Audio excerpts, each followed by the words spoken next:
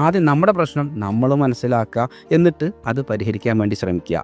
തട്ടിപ്പുകളുടെ കാര്യം നേരത്തെ പറഞ്ഞ പോലെ ഇത് പരിഹരിക്കാൻ ശ്രമിക്കുമ്പോഴും അതിൻ്റെ മുമ്പിലും നിങ്ങൾ ഒരു സഹജീവിയാണെന്ന പരിഗണന പോലും നൽകാതെ ഏത് തരത്തിലുള്ള ആളുകളും പലതരത്തിലുള്ള തെറ്റായ ഓഫറുകൾ നൽകി നിങ്ങളെ പറ്റിക്കാൻ വേണ്ടി കാശ് വാഗ്ദാനം ചെയ്ത് ഇരിക്കും.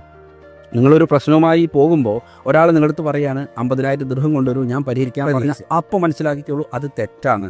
ഇത് നമ്മളൊരു സൂപ്പർ മാർക്കറ്റിൽ പോയി സാധനം വാങ്ങിക്കുന്നത് പോലെ ചെയ്യാൻ പറ്റുന്ന ഒരു കാര്യം. ഇവിടുത്തെ നിയമപരമായിട്ട് ഞാൻ ഡീൽ ചെയ്ത് തരാം, എനിക്ക് ഇത്ര പൈസ തന്നാൽ മതി, അങ്ങനെയൊക്കെ പറഞ്ഞ് ആളുകളെ വശത്താക്കുന്ന ആളുണ്ട്. ഈ ആൾക്കാർക്ക് അറിയാതെ നേരെ ചിലപ്പോൾ പോയി ചെന്ന് ഇപ്പം ഞാൻ ചിലപ്പോൾ റെഫർ ചെയ്യുന്നത് ഇന്ന ആളുണ്ടാവും, എനിക്ക് വളരെ വേണ്ടപ്പെട്ടയാണ് എന്നൊക്കെ പറഞ്ഞ് ആ തരത്തിലേക്ക് തിരിച്ചു വിടുന്നു. അവിടെ പോയി പെട്ടുപോയ ആൾക്കാരുണ്ട്. എന്നോടൊക്കെ നേരിട്ട് വിളിച്ചു പറഞ്ഞു, ഞങ്ങൾ കുറേ പൈസ ഇതുവരെ കേസൊന്നും ആയിട്ടില്ല, ഒരു 19,000 ദിർഹംസ് എൻ്റെ കയ്യിൽ നിന്ന് പോയി. ഇങ്ങനത്തെ സിറ്റുവേഷനിൽ പെട്ടുപോകുന്ന ആൾക്കാരുണ്ട്.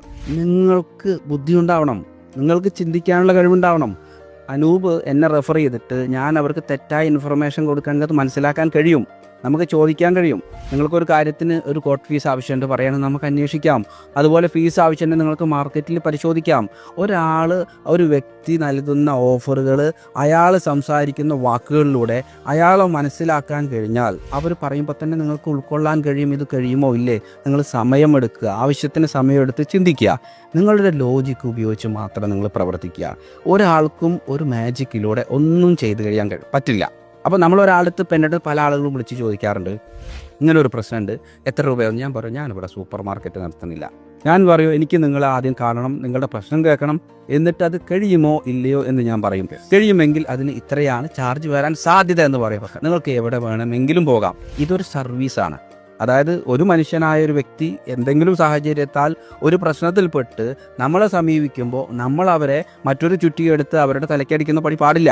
നമ്മൾ അവരെ സഹായിക്കാനുള്ള മനസ്സുണ്ടെങ്കിൽ അങ്ങനെ സഹായിക്കാൻ വേണ്ടി ചെയ്യുന്ന ഒരു സർവീസാണിത്. അപ്പോൾ അത് ഇങ്ങനെ തന്നെ പൂർണ്ണമായി മനസ്സിലാക്കി കൊടുത്ത് അവരെന്താണോ പറയുന്നത് അവർക്ക് ഇഷ്ടമുള്ള തീരുമാനം എടുക്കാനുള്ള അവസരം കൊടുക്കുക. കാരണം ഈ ഒരു വിവരം ഞാൻ പറഞ്ഞാലും ഇവിടെ എല്ലായിടത്തും ഈ വിവരങ്ങൾ ലഭ്യമാണ്. നിങ്ങൾക്ക് ആര് ആത്മാർത്ഥമായി ഇൻഫർമേഷൻ തരുന്നുവോ, നിങ്ങൾക്ക് ആര് വിശ്വസിക്കുമോ, നിങ്ങൾ അവരെ ഏൽപ്പിക്കുക. ചെയ്യുമ്പോൾ ആധികാരികത ഉള്ളവരെ ഏർപ്പെടുക. നിങ്ങളൊരാൾ വിളിക്കുമ്പോൾ ഇന്ന കഫ്റ്റീരിയയിലേക്ക് വരിക, ഇന്ന റെസ്റ്റോറൻറ്റിലേക്ക് വരിക എന്ന് അപ്പോൾ മനസ്സിലാക്കിക്കോ അവർക്കൊരു ഓഫീസില്ല. രണ്ടാമത്തെ കാര്യം, നിങ്ങൾ വിളിച്ചിട്ട് പറയാണ് അമിതമായിട്ടുള്ള ഓഫറുകൾ, എനിക്ക് ഇന്ന ആളെ പരിചയമുണ്ട് പറയുമ്പോൾ അപ്പോൾ മനസ്സിലാക്കിക്കോ അവിടെ എന്തോ ഒരു വഞ്ചനയുണ്ട്. ഒരു അഡ്രസ്സുള്ള ഒരാൾ, അനൂപ് എന്നെ ഏൽപ്പിച്ചു കഴിഞ്ഞാൽ എനിക്കൊരു അഡ്രസ്സ് ഉണ്ട്, എനിക്കൊരു ഓഫീസുണ്ട്, എനിക്കൊരു പ്രൊഫഷൻ ഉണ്ട്, എനിക്കൊരു റെപ്യൂട്ടേഷൻ നഷ്ടപ്പെടാനുണ്ടെങ്കിൽ ഒരിക്കലും ഞാൻ ഒരു തെറ്റ് ചെയ്യില്ല. അതാണ് അവിടെ മനസ്സിലാക്കേണ്ടത്. ഈ കോമൺ സെൻസ് മനസ്സിലാക്കി മുന്നോട്ട് പോയാൽ നിങ്ങളെ വഞ്ചിക്കാൻ ആർക്കും കഴിയില്ല.